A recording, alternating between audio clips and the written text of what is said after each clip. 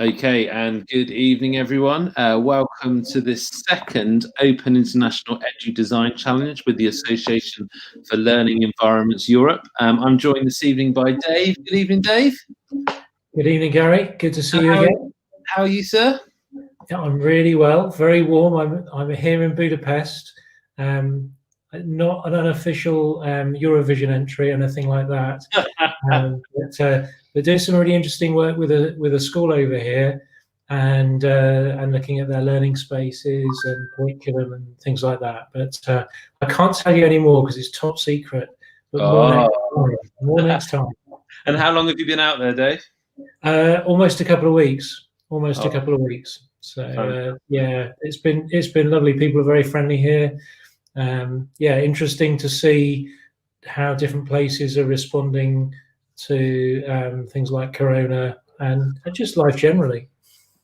And how's that been like in terms of travel and things like that? Was your travel good? And on the whole, yes. I drove here. Wow.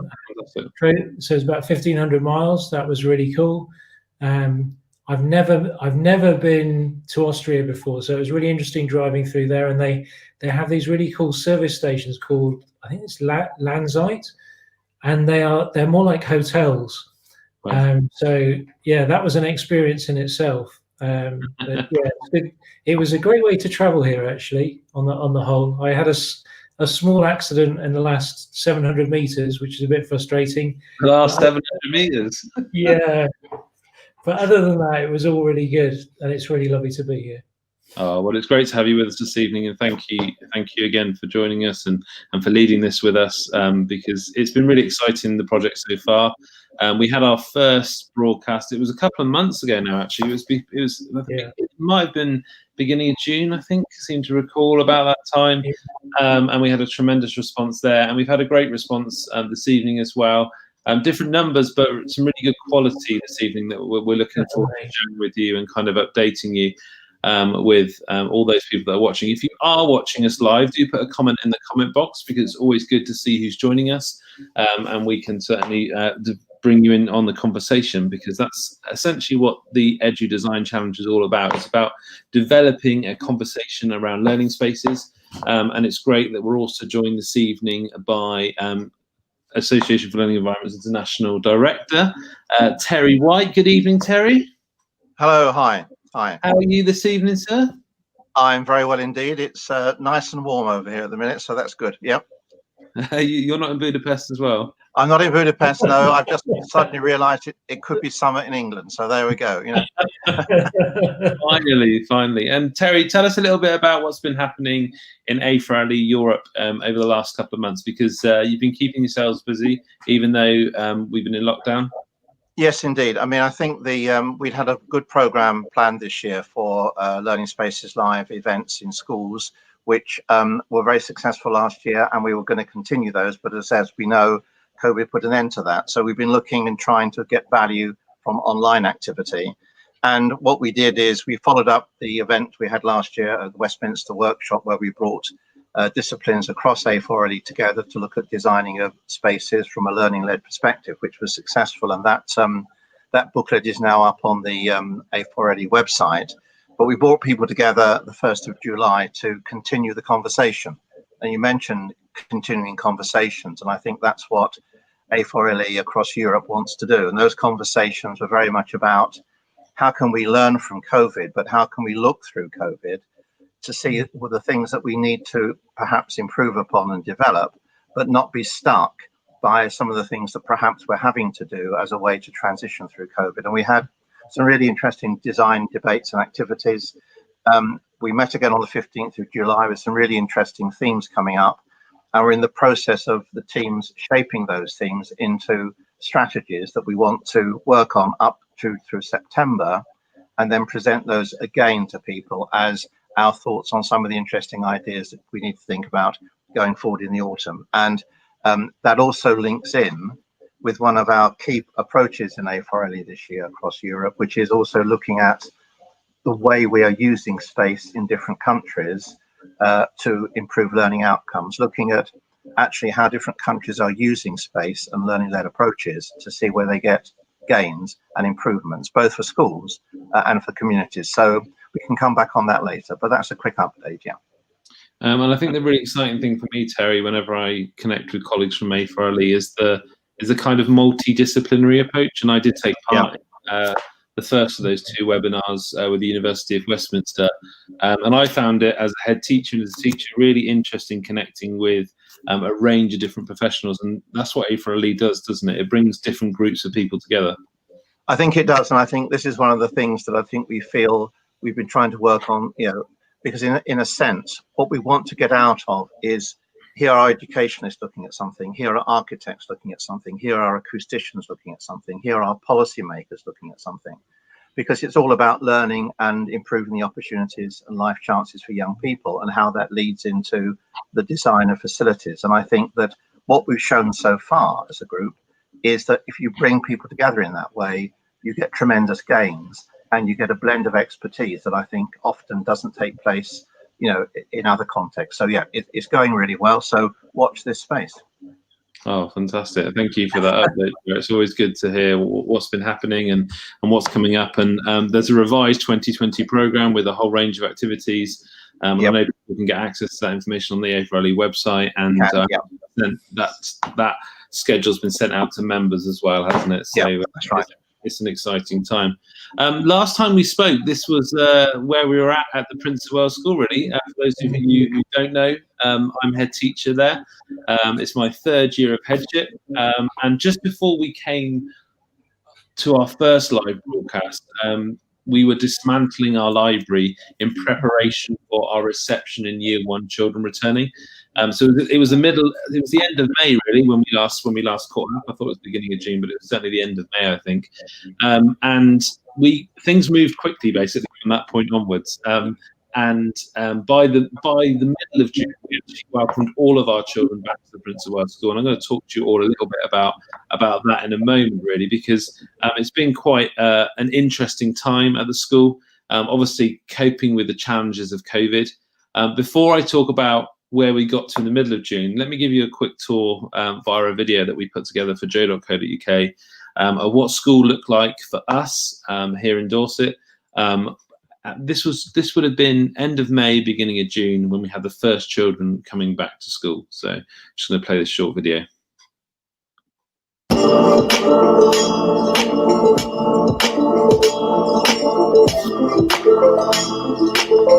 Here at the Prince of Wales School, we are in a process at the moment of emerging from lockdown. I'm just going to give you a quick tour really and show you what the children are experiencing now as they arrive at school, because it is very different. This is the board that children see when they first arrive at school. And it helps set out the general organisation and the layout of the school building now. Many schools have adopted a group or bubble approach. We've actually adopted kingdoms here. So each child now belongs to a new kingdom. And each one of those children stay with that kingdom all day. And they're not allowed to go and visit other kingdoms until it's safe to do so. They now work on a one-way system. So we've had to restructure how the school's set out. And we've got different sort of things to support that. So I'm just going to show you, we've got new markers on the floor. A lot of the children think this looks like the Batman symbol. And we've got little things like, red tape now, separating different areas up and about. So just making sure that we provide some visual reminders to the children about keeping safe and keeping distance. We've got other things on the floor. So we've got our 2 meters to remind children to keep 2 meters apart.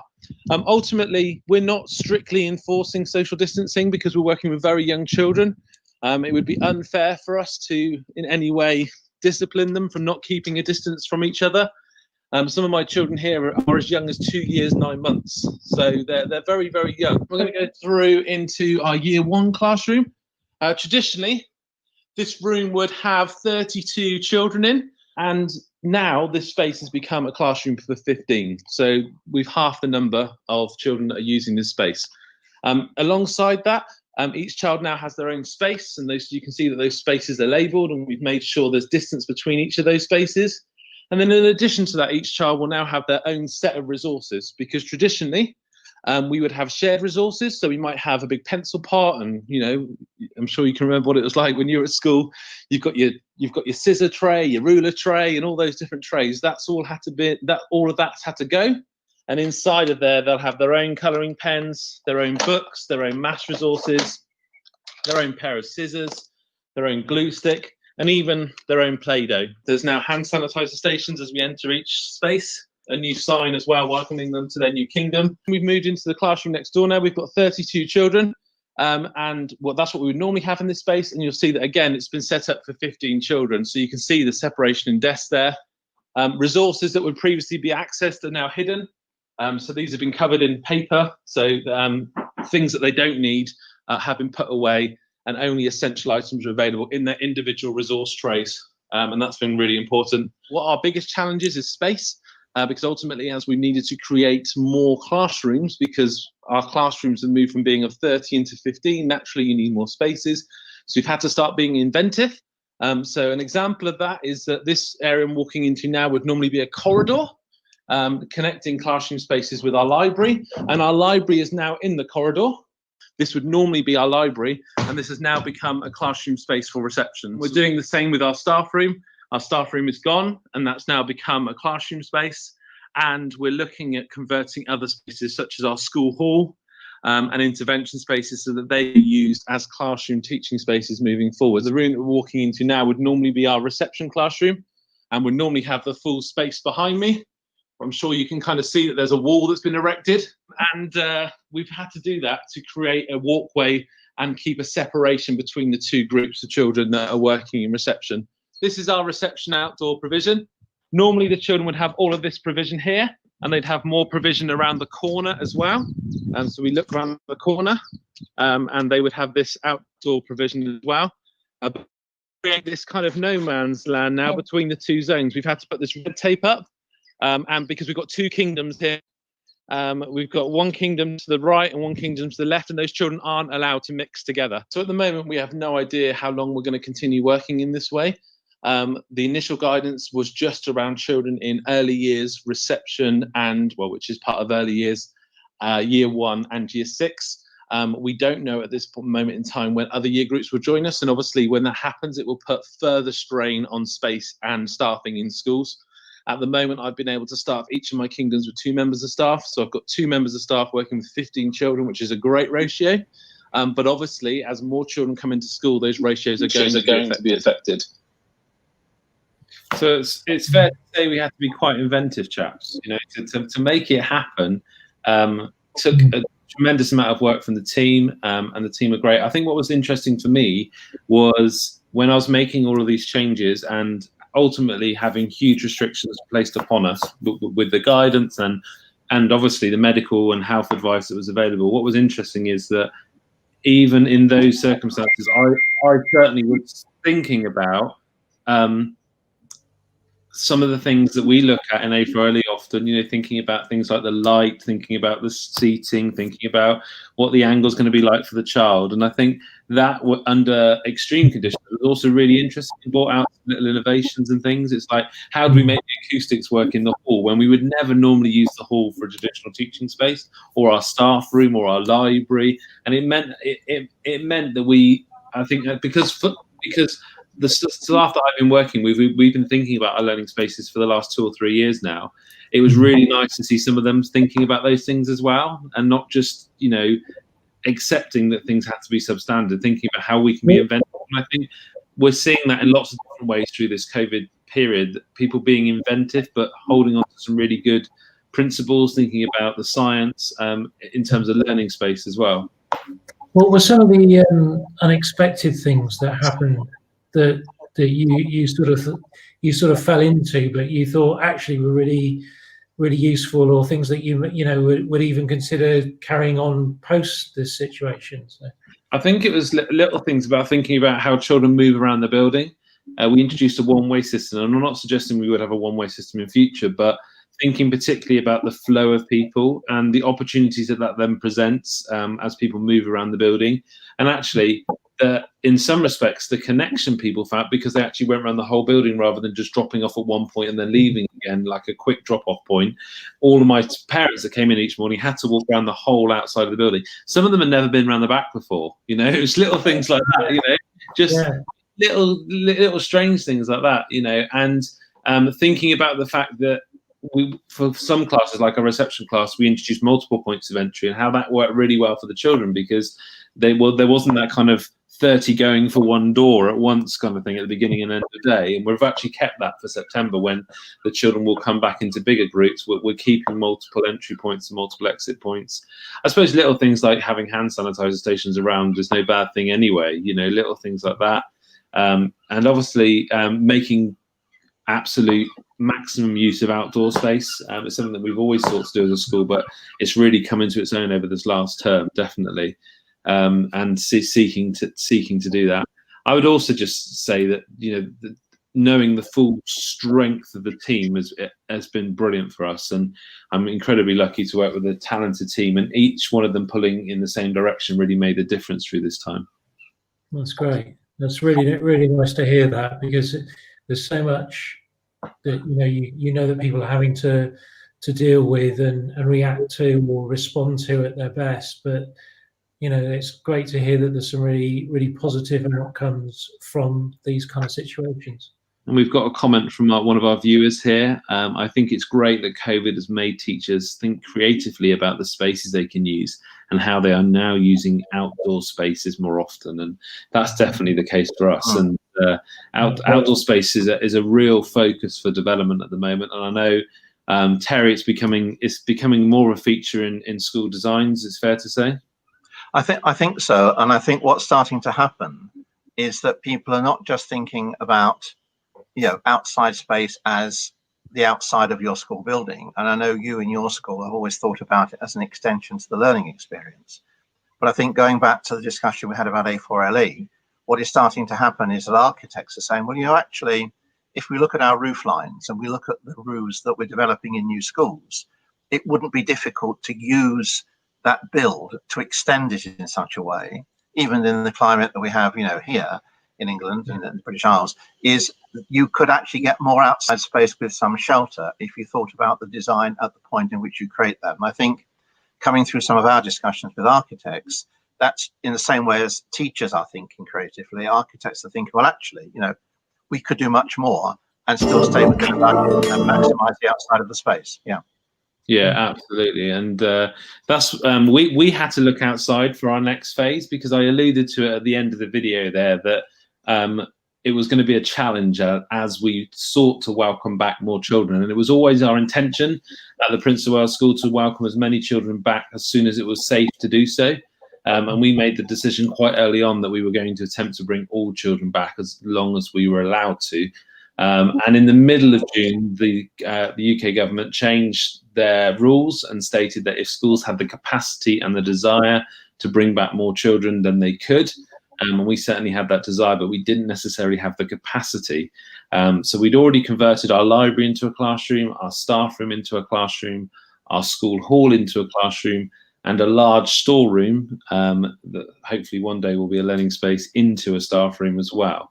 Into a classroom as well, a learning space. But we were left one space short. And that's when we had to start getting inventive. And actually, in this last broadcast, me and Dave were speaking about outdoor space, and we spoke about marquees, didn't we, Dave? That's right. At the time, I said I can't get my hands on a marquee, and actually, someone who was watching linked me up with a marquee company that could help me. And literally, 2 weeks after this, our last broadcast, on my car park was turned into a classroom. Car park's a classroom in one single day, and this is just a little video that was broadcast out on the BBC about that learning space. I'm going to share this with you now. Good evening. Tonight, the brewer, the cleaner, the ice cream maker. Hospitality takes centre stage for the businesses playing supporting roles. But for some, the show can't go on as theatres remain closed. We'll look at the drama unfolding behind the scenes. Also tonight, the classroom going under canvas to keep children learning. And poised for visitors, the zoo hoping animal attraction will ensure its survival.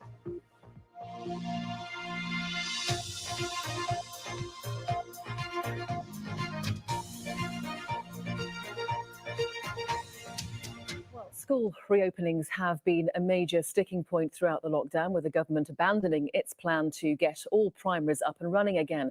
However, one in Dorchester is among a few in the country that's managed to do it with a clever use of space. 2 children gave Spotlight the grand tour. Hi, I'm Jasper and this is my friend Jasmine. Oh, so twist. This is our school, and it is now open to all 157 pupils. Year 4, could you get your reading books out, please, and sit quietly at your tables for reading? Thank you. We are learning in small bubbles of 15 children. We call these kingdoms. We are in year 4, and our classroom is a marquee, which would normally be used for weddings. It's way more fun in here than at home.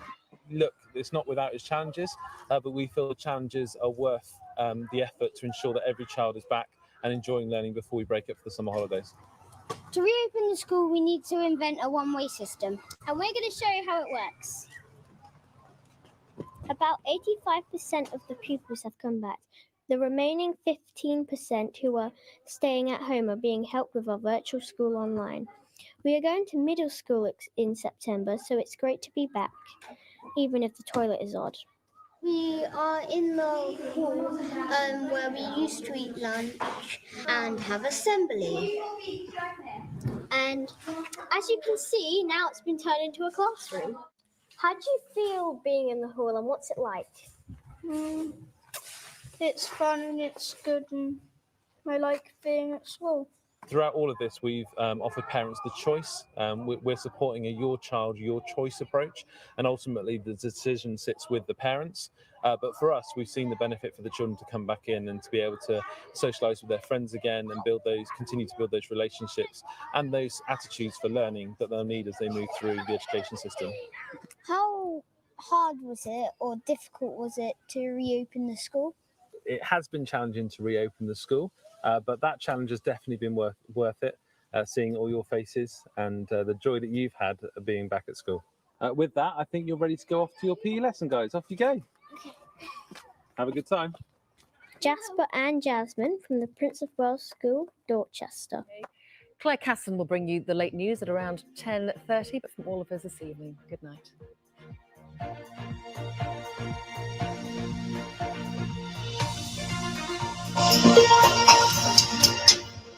I think Jasper and Jasmine did a really good job there of capturing what it was like for them, being in the Inspired Slayer Nightingale classroom. I'm very grateful to A4LE and to Gratnels for their support with that project. It really was something that just popped up overnight.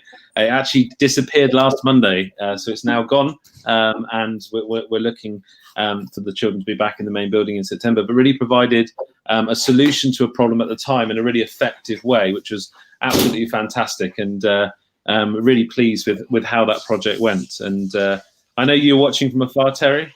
Yes, indeed, very good. I think it was. I think the thing to me is going back to something you mentioned about 15 minutes ago, which is the innovation and creativity. If you put your trust in schools and governing bodies to try to work with this, then you get some amazing things happening. And I think, you know, the trust going back to the schools on this, I think, is really important. Yeah, it's a really bespoke solution that you used every space and every possible team member to create something. You know, you couldn't just transpose that into another school. So it really is a fantastic example of that, of being able to take advantage of a really difficult situation, but the opportunities that you actually had. Yeah, and I think that's certainly the case, and it's without doubt it's different for every single school. And what's been incredible through this time is just how there has been so much creativity, so much innovation, so much collaboration, I think, as well. Lots of schools working together to find solutions for things like Key Worker School. Certainly in the digital context as well, schools coming together to provide virtual learning solutions and online programs. It's been an exponential time for collaboration, I think, and I think that's you know, really exciting, and certainly, you know, something to reflect on moving forward. Dave, what other things have you seen happening around and about? Well, one of the things I've been looking at locally in Budapest over the last week has been looking at a school that's been really using the whole city for its learning. And they're actually very close to the Danube, and there's an island that's just opposite them, Obuda, I think it's called. I might pronounce that incorrectly, but that aside, the kids can cycle over there, and it's an amazing space. So although the school is based in almost, really, it's a converted office space, open plan office space, they're using the city, they're using the opportunities that are around them. And it was interesting that literally in the last month or so, they've been digging to build another building next to the building that the school are in, and they discovered Roman artifacts and I think some skeletons as well. So some great opportunities there for children, and it just made me think about how important it is to use the context of your city, your environment for learning, and then some of the things that you might end up doing, you've got a different kind of scale or different opportunity for space and thinking about it.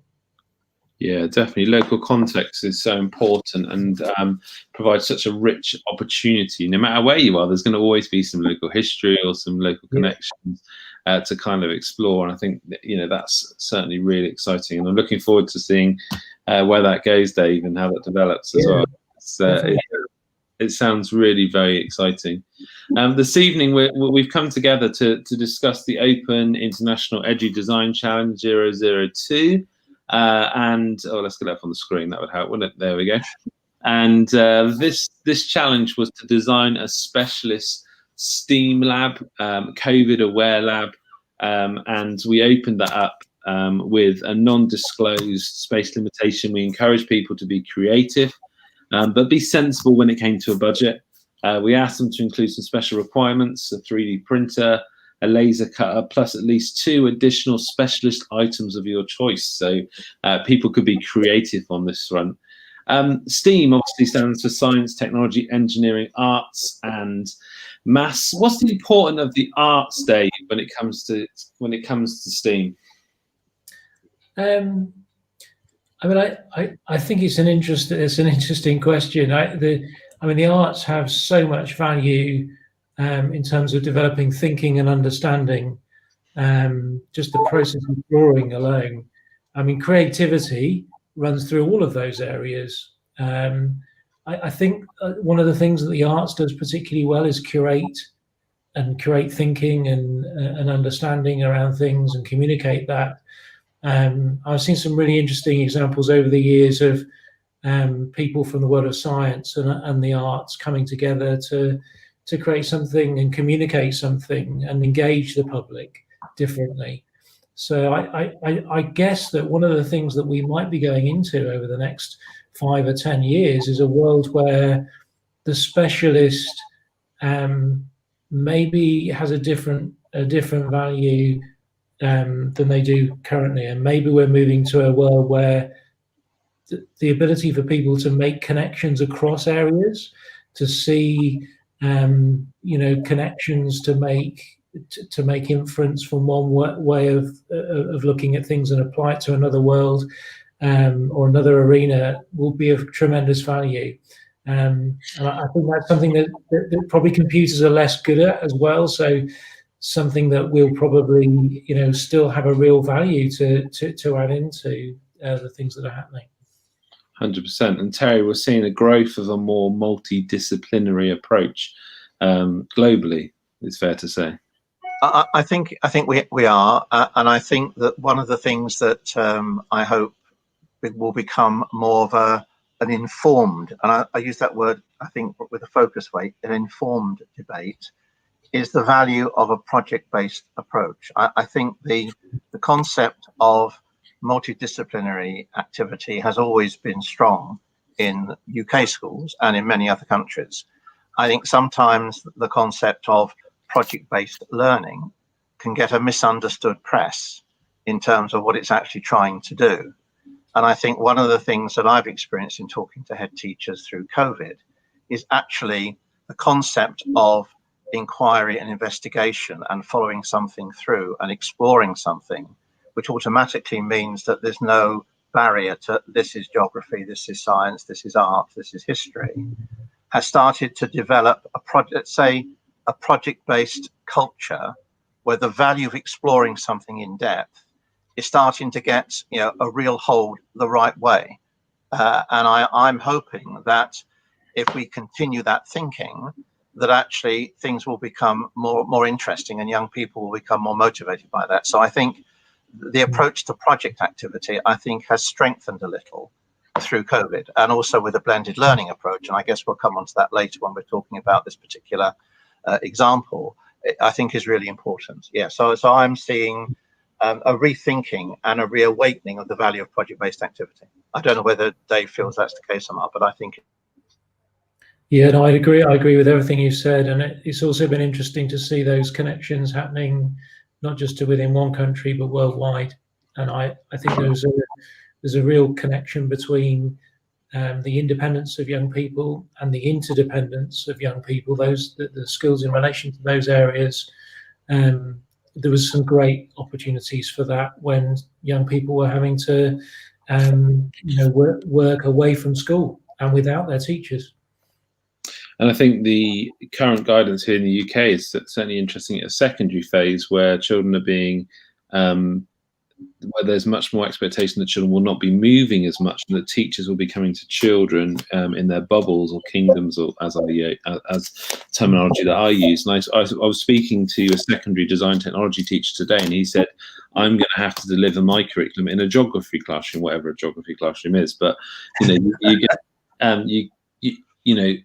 having to rethink about how they're going to deliver, and that's a very immediate, direct, operational issue that's having to be resolved. But it may present opportunities to think in a more creative way, and I think that in itself is any kind of shift that perhaps brings about new thinking. It can provide an opportunity, and I think that's particularly exciting. If a little challenging, it's fair to say.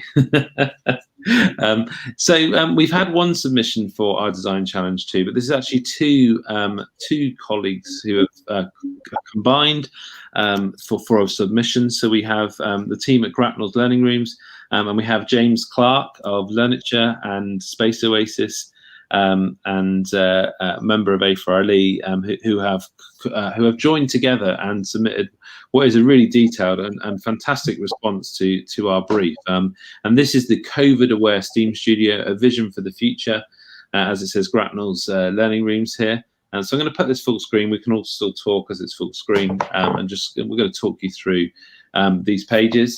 And first of all, I think the thing that strikes me is the interesting shape and layout of this space, the organization here. And I think what we can see straight away is the zoning. It's been designed for a class of 30 students, and they will be grouped in 4 groups of 7 or 8, identified by the color of their stall. And this is thinking particularly about, obviously the brief was thinking about being COVID aware and making sure that we maintain that social distancing. And I really like the idea of zoning using colour. I know it's something that you've used before, Terry. Yeah. Now, I think that all that starts to give a sense of purpose and a sense of place in something where people are moving around to get focused on a particular activity. So I think that really does strengthen the purposeness of this. Sometimes colour is used, I think, in ways that maybe don't actually help in terms of layouts and space, but I think this complements the learning spaces really well. And the space is very much zoned. So it says here, for half a class of 15, students would start in the presentation area for instruction before moving back to their respective collaborative space. And you can also see there's other zones here, as well as the presentation zone, which is a space for teachers to set a task or for learners to demonstrate or compete with their solutions. There's a prototyping zone, which I love the sound of, which includes the 3D printer, a scroll saw, and laser cutter for small scale prototyping.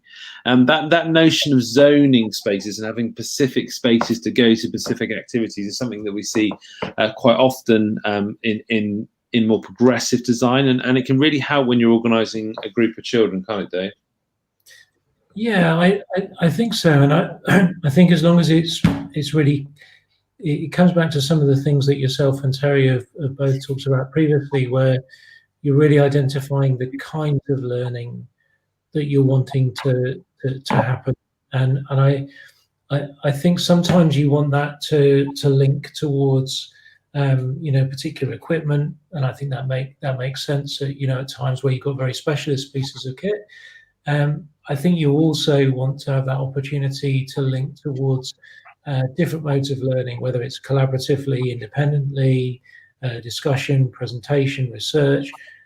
I think there's some things in this space, in this design, that really give you some opportunities for being able to work in a range of different types of way to respond to those kind of things. And you know, you can see in the bottom left where those circles, those ellipses are, you know, the way that you could almost cut the space in different ways. And I really liked the agility that was presented through this. It's a really clever use of space, isn't it, Terry? It is, and I think one of the things that it does is I think it would link very easily to the way in which the curriculum is starting to evolve. You know, I think often spaces can be designed as an ideal way of looking at learning, when actually it doesn't necessarily make it easy for teachers to organize their learning to make good use of the space. But I think this actually makes an assumption about really effective ways of working in groups and coming together and focusing for different activities. So I think this is something that most teachers would look at their lesson planning and look at their sequence of work and find that this would enhance it, you know, very rapidly. It wouldn't be a space that you'd have to struggle to make work for you. You know what I mean? I think it's something that really enables and liberates the learning. So I think it's really powerful. Absolutely. And there's that access to the outdoor space for experiments that cannot be carried out indoors. I think it's really great that they've highlighted the importance of outdoor space. It's something we've already mentioned in this broadcast. Yeah. And no corridors, Terry. Yeah, wonderful. Absolutely. Yes. I often say to schools I'm working with, you know, if you're looking for space, look at your corridors. You know, if you remove that wall and you gain that space from that corridor, imagine what more you could do with that space. I went to a school recently, locally to us, and the corridors were huge. They were wider than some of the classrooms.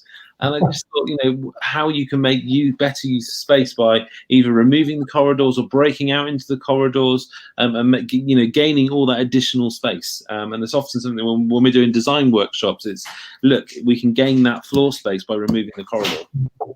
I think so. And I think the other thing to mention here, Gary, is that what this does is this space becomes a destination.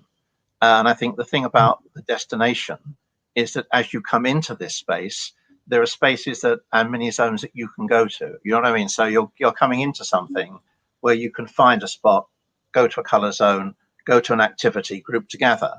And that's really where bringing the circulation into the learning has a real gain, you know?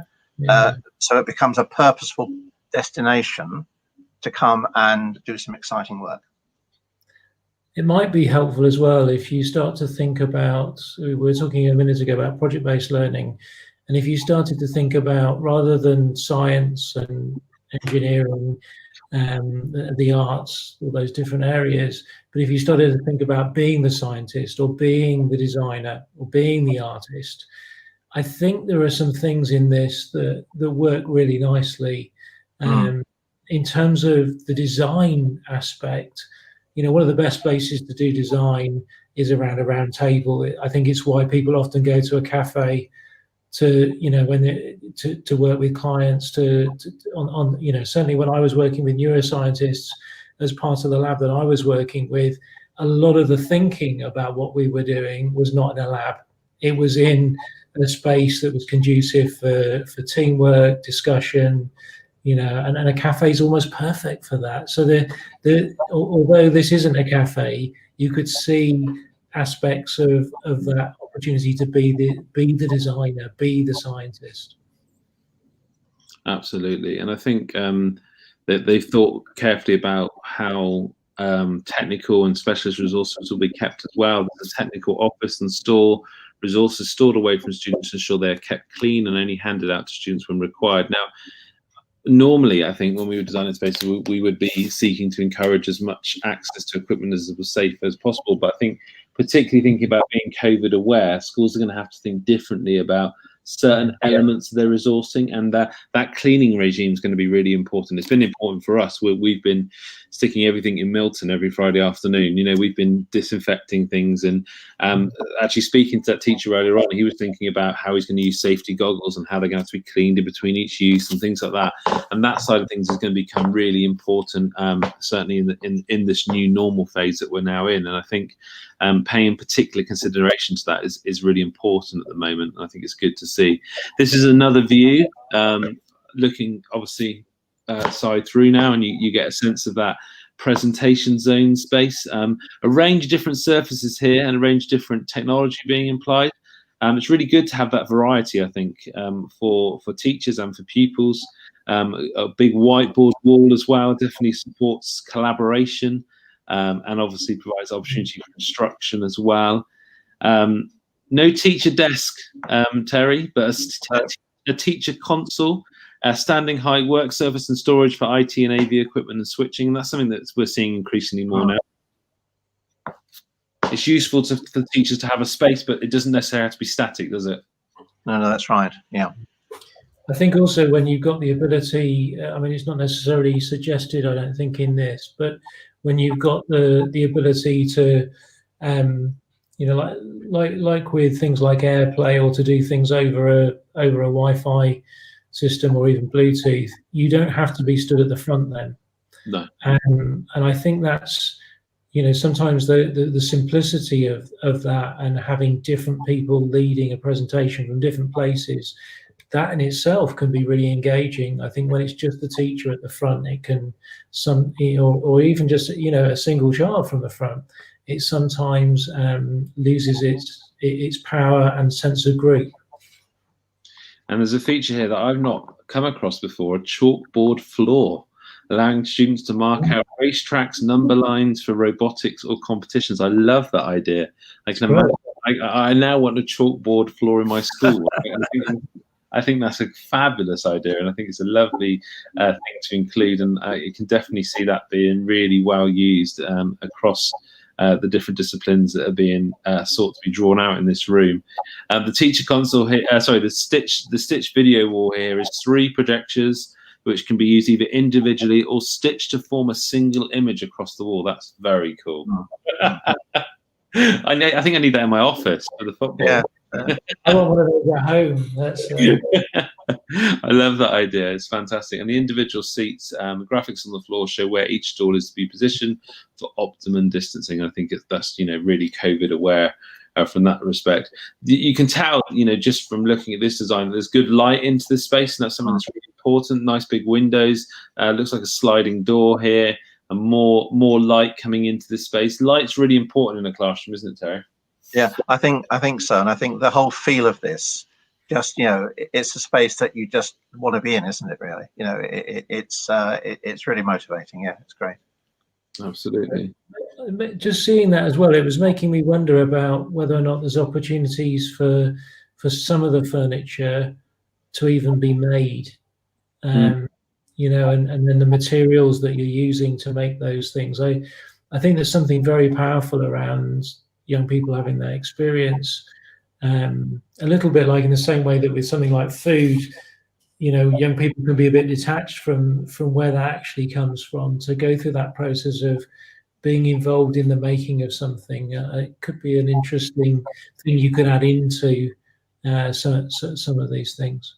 Yeah, and that learner-led design, both in terms of the physical environment and also being aware of the environmental factors in the room, is really important. And I think there is a little box on the wall, which we'll talk about in a moment when we click through. It's talking here about the zoning, and obviously we saw that from a bird's eye view, but looking at across here, you can see that there's lots of natural light flooding into this space. The use of coloured vinyl flooring, coloured tops on the vinyl upholstered stools, and coloured trays reinforces the discipline required for students, furniture and equipment all to remain in social bubbles. The panel-based collaborative tables ensure students remain physically distanced while allowing group work and brainstorming.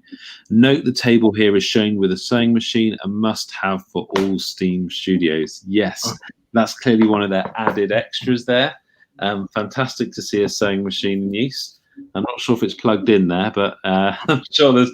And obviously, you know, that you know, it's a joke, but that's an important consideration in a room like this. Power, isn't it, Terry?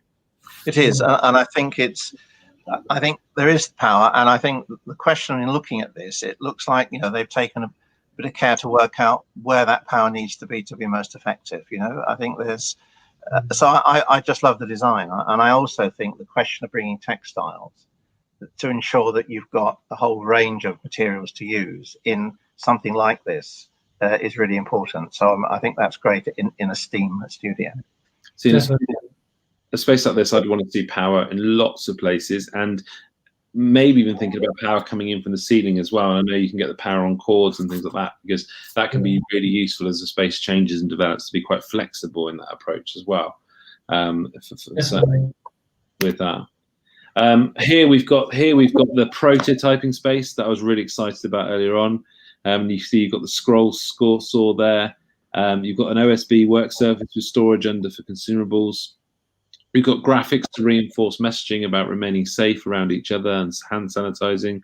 We've got the laser cutter, and we've got the 3D printers. And 3D printers are becoming sort of commonplace in schools now, I think it's fair to say, and certainly more so in secondary, but increasingly in primary now. And it's great, isn't it, Dave, to provide children with that opportunity to prototype and to explore those kind of technologies. Absolutely, and there's some really neat software around for different pieces of kit that really enable young people to get involved with the design. I think also for young people to be thinking about, what's the most sustainable versions of 3D printing. There's a lot. I mean, for you living by the sea, you'll understand the impact of the plastics. Yeah. And looking at how those can be recycled, looking at how different forms of non-plastic or plastic that can be used, I think is a really helpful thing for young people to be engaging in alongside this. I'm also curious about what some of these measures could be just temporary. We were looking in the last slide about the colour. I could see a huge value of that to delineate things during this period of COVID. I think that could be something that almost is less helpful, as we go past that period of time. So it might be that some of these things are vinyls that are added on, that can be removed. And again, it's interesting to, I've noticed myself thinking differently just through the process of looking at this and having the discussion. I think that's a really interesting thought, actually, and what elements, and it comes back to that, what you were asking me earlier on, what things would you keep and what things would you drop? And there'll be some things that people will take away from this as things that can be included in everyday practice, and other things that we would seek to change in current practice because of these new things. And I think, again, it comes back to that opportunity to innovate and explore and to collaborate on new things. And I think that provides some excitement. On the wall here, we've got CCTV, time-lapse video enabling students to analyze circulation around the studio and adapt it where appropriate. I think that comes back to students thinking about the space that they're in.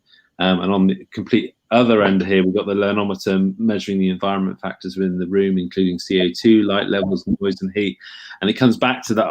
It comes back to that concept of students being aware of the space, Terry, and being involved in the design of the space. And that's really important, isn't it?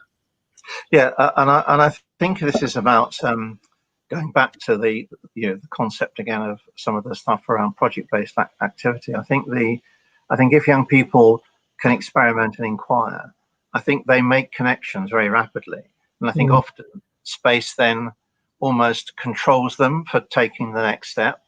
And I think that what this starts to do is, within the framework of their understanding of being responsible and the protocols of using a space like this with some of the kit, I think what it does is it does unleash the learning. It allows young people to go and do things and to see the connections. And the way the space is designed, it means that those connections are visual across the space as well. So I think it's it does encourage good practice, it seems to me, and exciting practice. And I just think that that's a really important point. There's different time zone clocks here, specific locations related to science centers around the world. For example, MIT, maybe you could have CERN, maybe. Science equipment, data loggers, cameras for time-lapse videoing of plants, etc. Arduino-powered irrigation, hyperphonics, etc. Good thought here around sliding doors, hopefully left open for as much of the time, reducing touch points for students moving outdoors. And I love the addition of the living wall here.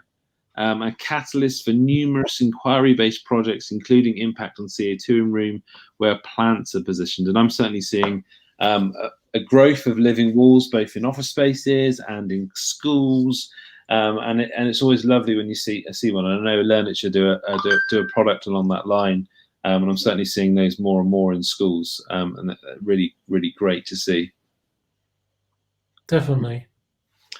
And then outside, we've got access to external space, increasingly important in a COVID-aware world, as good ventilation inhibits spread of the coronavirus. We've added another green wall here as a further learning resource, giving students opportunity to compare indoor and outdoor plants. And it comes back to that importance of the outdoor space. And again, Terry, this really looks like a destination, doesn't it?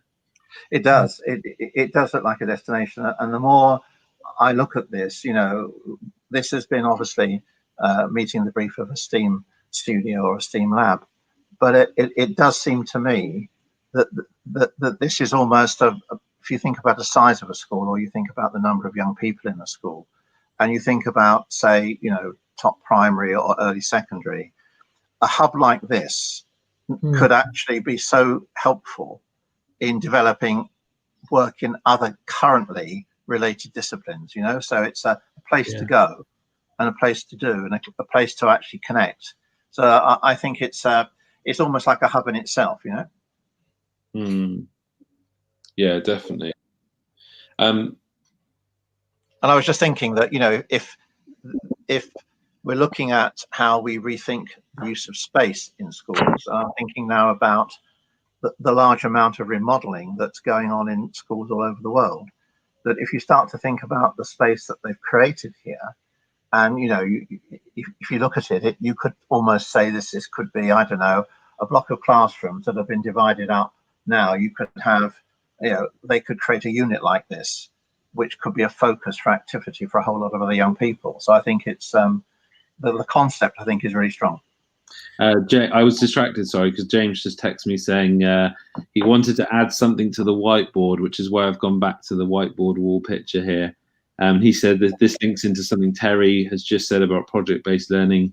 He was going to put on what he was going to put on the whiteboard was a Di Humphrey big question, and that big question was, how do viruses spread, and what can you do to avoid risk? And this is the only question kids should be asking and answering at the moment. And I think, James raises a very valid point there about using very current real life affairs to obviously support children's general development and well-being, and ultimately their learning as well. And there's nothing, teachers should be making use of what's happening at the moment and bringing it into the classroom, both in terms of the science, both in terms of the medical side of things, but also from a cultural point of view, from an artistic point of view. We shouldn't be ignoring the subject, should we, Dave? No, I totally agree. I think it gives a lovely opportunity for looking at wider well-being. I think whilst it's a really good question that James has shared, I think any question that young people come up with that's relevant to them is a really good question, and I could see spaces like this really facilitating the opportunity for discussion, for presentation, those kind of things. I'd also, one of the questions it made me think about was, because it is an unusual shape, I wonder what would be the other side of this, and just thinking of some of the constraints around costings and things like that. If you had this as a part of something that was more rectangular, then you could see some things that the principles in this would still really apply well. I mean, I love the curve on it, but you can almost hear the funders, the value engineer is crying. Yeah, absolutely. Yeah, how can we I think you're right. I mean, I think we would just say, wouldn't we, that it's not a curve, it's a number of facets that sort of go around the side. But I think James's point is really strong, and I think that issue of a searching question, and the bit I just want to go back to, because that prompts the business about the project-based activity, because you can ask a searching question in a standard science lab or an art space, and you can probably do quite a lot. But if you're going to unleash the kids with the range of techniques and activity and space they've got here, they're going to come up with a a pretty dynamic solution, because they're going to have the chance of exploring in a whole variety of ways that they wouldn't in a single discipline studio. And I think this is the great strength of this, Yeah, definitely. So, huge thanks to Gratnos Learning Rooms and James Clark, to Murray and the team there for this submission. We really, really appreciate it and welcome it. It's certainly developed and generated a lot of discussion this evening. I know many people will be watching this back after it's been broadcast live as well, and we'd love to know what you think about it, and love to know what you thought of our reflections as well. It's all part of the Association for Learning Environments Europe programme, and as Terry said, there's a whole range of activities coming up over the coming months. Tell us a little bit more about what's happening in November, Terry. There's an A4LE conference. Yes, that's right. What we're trying to do is we're trying to look at the way people are developing designs, as we've seen this evening, and the ones you've done before, and the ones that the design teams are looking at through in association with University of Westminster School of Architecture. And so that's looking at the way people can design through, as we've seen tonight, and looking in other ways with multidisciplinary teams. But the idea is that all of those are things that can be put into practice because they're a multidisciplinary approach. The idea, though, is also to look at how they can relate to the overall use of space in schools. Because in some countries of the world, I would say, for example, Scandinavia, they would start off with a cost, and they would be allowed to develop that site to deliver what they need to deliver to make the organization work effectively. And they would not be constrained by a certain amount of area. So I think that what I'm hoping is the work that we're going to do now to benchmark area.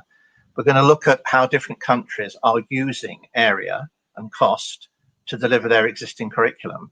And we hope then that if we can get some of that data together, when we come to the conference that Space Matters, which is in November, that these initiatives and the overall way space is being used can come together, and that we can start to look at some comparisons and start to have some good discussions around it. So that's what we're going to do. Could I just make one last comment on what you two have been discussing this evening and the work that James and Murray have put in on this? The other thing that strikes me through COVID is that we will be moving into a world of blended learning. And it seems to me that if we're looking at young people being partly in school, partly out of school, partly in school and in a community, and my particular view is that if we are looking at the amounts of time young people spend in schools, then actually we need to look at the quality of the experience that's in the school and the quality of the experience that could be done by blended learning or online learning. And what strikes me is that this particular hub that's been designed this evening, shown this evening, would be an ideal space to have if you were working out of school, to know that you're going to come into that, to actually prep yourself ready to take your question in and use it as a really exploratory and experimental space, building on your external. So it seems to me it's also an adjunct for blended learning. In other words, it's a way of adding value to the school experience as opposed to online and coming into a standard classroom. So I think there's something there that I think needs to be taken up. Yeah, I agree, and I think that's a really important point, and I think it's exciting to see the journey that A4LE Europe is on, Terry, and thank you for your leadership of that and all that's happening. It's certainly really wonderful when we get together and have those opportunities, and it will certainly be a special time the next time we can after such a break from the last event. So a physical event, we've had lots of virtual events, but it'll be great to be back in the room, Terry. Indeed, it will be. Yeah. Very much so. We are going to set a third design challenge this evening, and we're really excited about this one. We've kind of alluded to it a little bit tonight already, in the context of the importance of outdoor learning spaces. It's something that we're really passionate about, the importance of the connection between outdoor and indoor, and the importance of outdoor in its own right. And this evening, we're launching our Open International Edu Design Challenge number 3. which is to design an outdoor learning space suitable for a group of 15 learners aged 10 or 11 years old. So we're looking at upper primary, lower secondary here. And we're seeking, we've not put any space limitations on this. We've encouraged you to be creative again. There's no special requirements on this occasion, but we have set a budget for the purchaser here of £10,000. So we're looking at something with some restrictions, but hopefully we'll provide a great opportunity to be creative, because certainly the need for good outdoor spaces is really important in this current COVID-aware situation. So Dave's alluded to it this evening and what he's seen in Budapest in terms of outdoor work and archaeology and all those kind of things. And I've shared what we did with a marquee space.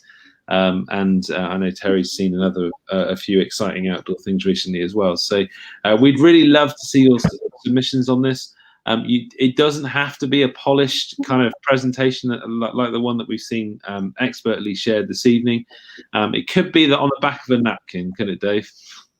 Definitely. I think one of the things that was lovely in the first session that we did was the range of different ways that those things were presented. You know, tonight's was really inspiring. No two ways about it. But it's just what we're really interested in is people's ideas, and then to have the discussion. And I think that's one of the things that's going to be good about this period of time and things like this.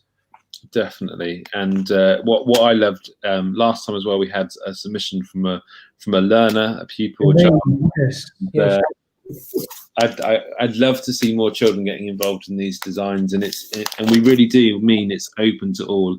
It's never a competition. There are no winners. It's an open challenge that is seeking to generate discussion, and I'm really pleased that we've been able to do that this evening with the second design challenge. And thank you again for that expert submission. It really has been an inspiring evening. Thanks to Dave and Terry for joining us. Thank you very much, Terry. Very good indeed. It's been great. And thank you, Dave. We're going to sign off the live broadcast now. But we'll put up details about design challenge number 3, and we very much hope that you can take part. So thank you, everyone, and good night. Good night. Bye-bye.